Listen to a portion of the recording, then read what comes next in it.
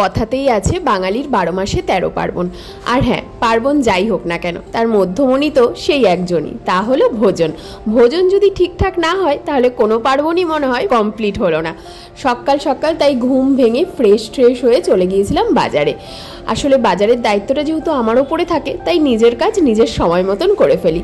সকাল সকাল বাজারটা করে নিয়ে চলে এসেছি, আর বাড়িতে এসে সব ফ্রেশ করে তারপর এখন মা রান্নাও এদিকে বসিয়ে দিয়েছে। আর আজকে আমাদের বাড়ির এই পার্বণের নাম হলো আমার বরের জন্মদিন। বেশ কয়েক মাস আগের ভিডিও, তার জন্মদিনে কি হয়েছিল সেই গল্পটা করে ফেলি। বাজার থেকে আজকে আমি ওই ভোলা মাছ এনেছিলাম। আসলে গিয়েছিলাম ভেটকি মাছ আনবো বলে, তবে ভেটকি মাছের দর্শন না মেলায় ওই দুধের স্বাদ ঘোলে মিটিয়েই ভোলা মাছ নিয়েই চলে এসেছি।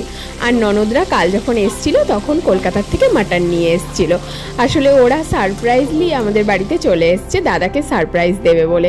এই বছর দাদার বার্থডে গিফট হিসাবে এটাই সবচেয়ে বড় গিফট। এদিকে মায়ের রান্নাবান্নাও মোটামুটি কমপ্লিট হয়ে গেছে। এই যে সব রকমের ভাজাও রেডি, আর এখানে লাল লাল ঝাল ঝাল আলু দিয়ে মাটনও রেডি হয়ে গেছে। এখন বাটিতে সাজিয়ে নিয়েছে। এখানে আছে ডাল, চাটনি, আর এটা হচ্ছে লোটে মাছের বড়া আর গরম গরম বেগুনি। এটা এখন আমি করলাম, বাকি সবই মা রান্না করেছে। এখানে মা বার্থডে বয়ের জন্য সুন্দর করে থালা সাজিয়ে দিচ্ছে। এই যে সব কমপ্লিট হয়ে গেছে। থালা সাজিয়েও ভাত, কাজু ভাজা, আলু ভাজা, ফুলকপি ভাজা, বিনস ভাজা, আর এটা কুমড়ো ভাজা, বেগুনি আর লোটে মাছের বড়া। আর এই সব কিছুর সাথে একটা জিনিসই মিস ছিল, তা হলো এই যে একটুখানি ঘি আর একটা কাঁচা লঙ্কা আর একটু নুন। এই দিয়েই পুরো ভাতটা মোটামুটি খাওয়া হয়ে যায়। আর এই যে লঙ্কাটা, এটা হচ্ছে আমার ঘরের গাছের, মা লাগিয়েছে ব্যালকনিতে। দারুণ হয়েছে, বেশ কয়েকটা হয়েছিল। একটু ছোট্ট গাছে বেশ অনেকগুলোই লঙ্কা ধরেছিল, আর তা যেমন রং ছিল তেমন ঝালও ছিল। আসলে ঘরের যে কোনো জিনিসের স্বাদ একটু মনে হয় একটু আলাদাই হয়। রান্নাবান্না তো সুন্দর করে হলো, এবার সুন্দর করে গুছিয়ে খাওয়া দাওয়াটাও সেরে ফেলা যাক। আর এইখানে দুই ভাইকে দেখুন, দুজনের ঘাড়ের ওপরে উঠে পড়ে ফোন দেখতে ব্যস্ত। এদের দুজনেরই খাওয়া দাওয়া কমপ্লিট হয়ে গেছে, এখন দুজনে বসেছে একটু ফোন দেখতে। ওরা তাহলে ওদের মতন ফোন দেখুক, আর আমরাও এদিকে খাওয়া দাওয়াটা কমপ্লিট করে নিই। আর এই হলো আজকের মধ্যাহ্ন ভোজের আমাদের পুরোপুরি আয়োজন।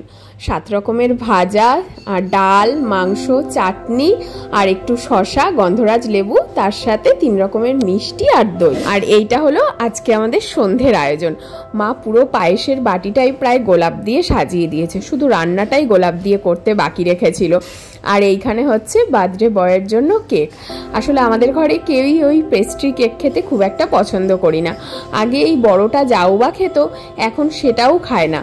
তো তার জন্য আর এনে শুধু নষ্ট হয় বলে এর জন্য এটাই প্রেফার করেছি। আর ওরও এটা ভীষণ ভালো লাগে খেতে। ও এই কেকটা আনা হলে কিনা পুরোটা খাওয়া হয়ে যায়। আর পেস্ট্রি কেকগুলো কি হয় না, শুধু ওই দেখানোর জন্য কাটাটাই হয়, তারপরে আর খাওয়া হয় না। সেটা দিয়ে দেওয়া হয়, না হলে ফেলে দেওয়া হয়, এই হয়। তাই এইবার ডিসিশন নিয়েছি যে এখন থেকে এই কেকটাই আমরা জন্মদিনে কাটবো। হ্যাঁ হ্যাঁ চলো।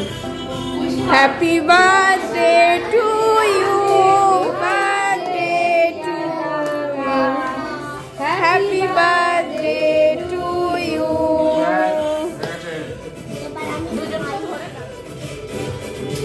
হ্যাঁ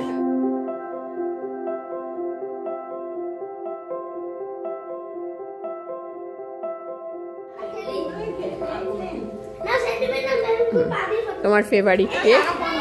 আগে কেক খাচ্ছ, পায়েসটা খাইয়ে নে, ছোট কেক পেয়েছে। এই ছিল এই বছরে আমার বরের জন্মদিনের একটা ছোট্ট আয়োজন। সবচেয়ে বেশি যেটা আনন্দ দিয়েছিল সেটা হচ্ছে আমার ননদদের দেওয়া সারপ্রাইজটা। ওরা যদি না আসতো তাহলে হয়তো এতটা আনন্দ হতো না। তাহলে আর কি, সব শেষে এই যে এদের 2 বাদর ছানার দুষ্টু মিষ্টি খুনসুটি দিয়ে ভিডিওটা শেষ করছি।